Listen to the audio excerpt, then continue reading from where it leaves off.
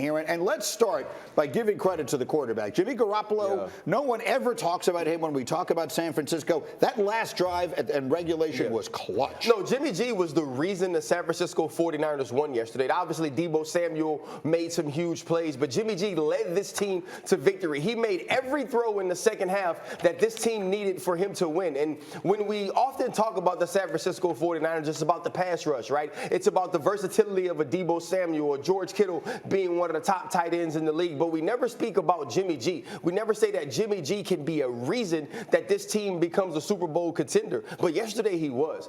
Yesterday, when it got late in the game, I gave the Los Angeles Rams the win because I didn't think Jimmy G could pull through. I didn't think he'd make the throws to allow this team to win, and he did.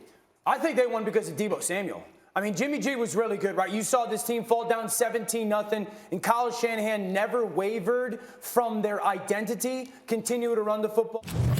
Just the not only the versatility by Deebo, but just the explosiveness by him. I think the one thing too, Green, you have to give the San Francisco 49ers, and we talk about this all the time, I always say the San Francisco 49ers are the team that's most aware of their identity. This is who I am. Yeah, they know exactly who they are. When they got behind in this game, they never departed from that. Right. They didn't become a team that went run and shoot, right? It wasn't Warren Moon and the Houston Oilers, and they were going to throw the ball all around the yard. They remained consistent to who they were, and that's why they got back in the game.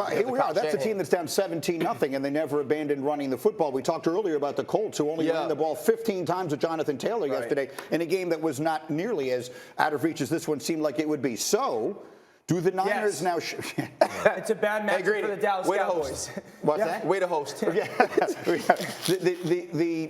The Niners are the team nobody wants to play, right? And it's the Cowboys who draw them first. It's a bad matchup for the Dallas Cowboys. It's a bad matchup for anybody in the NFC. I think it's mostly a bad matchup for the Cowboys because the Cowboys' strength is their pass rush by the front. Well, that run game is going to minimize that a little bit. A brilliant coach in Kyle Shanahan is going to do everything he can to try to minimize the impact of number 11, Micah Parsons. How many different things can you get him to look at to play a little slower? The screen game. Maybe you try to get him running sideline to sideline and the counter action. I also think he's really good at finding weaknesses of a defense people-wise and attacking those guys. Anthony Brown has been attacked on that coverage, right? 30 for a long time. So I just think it's a really bad matchup for the Dallas Cowboys. Again, I think it's a bad matchup for everybody in the NFC. I think in today's football, anytime you find a team that is built on physicality, they're bad matchups, right? We've gotten into this point where we want to see run and gun. We want to see things spread out. And when you have a team that can directly attack you downhill, it's difficult. But like Dan mentioned, the things that Kyle Shanahan can make you see pre-snap. When we watched the film that Dan just put up, it was about pre-snap motion, right? It was about making sure you put people